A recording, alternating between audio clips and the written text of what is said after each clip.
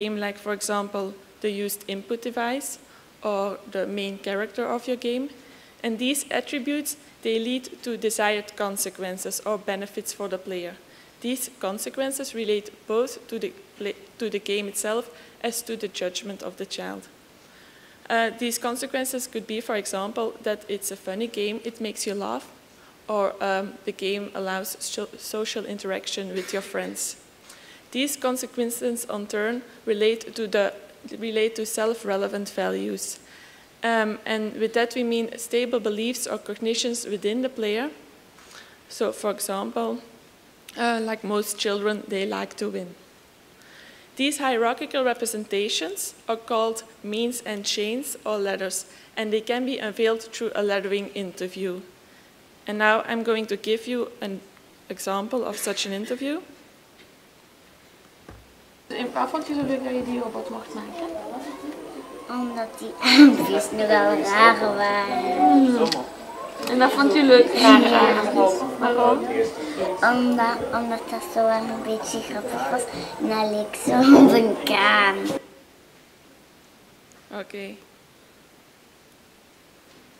So we were talking about a game called Toka Robot Lab.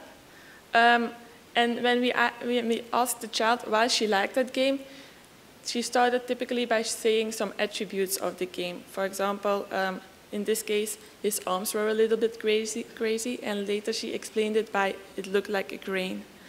But we want to climb up the ladder, and this we do by asking why questions.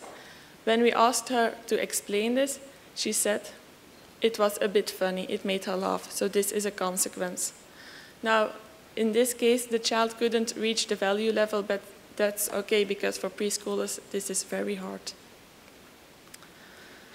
Now, in our study, we used the user experience laddering method.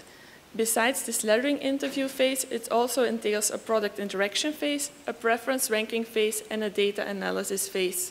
In the next slides, I will go into detail on each of these phases, and I will apply them to our study. In our study, we included 25 preschoolers of third kindergarten, 15 boys, 10 girls, and the mean age was 5 years and 6 months old. So first, the product interaction phase. In this phase, the child could explore each of the games one by one, and this is very important as a big part of the attributes of a game lie in the interaction itself. We selected 8 games based on 4 elements of interest. The first was input device. Therefore, we selected 2 Angry Bird games, one on a tablet PC and one on a laptop. Then 2 games related to the fantasy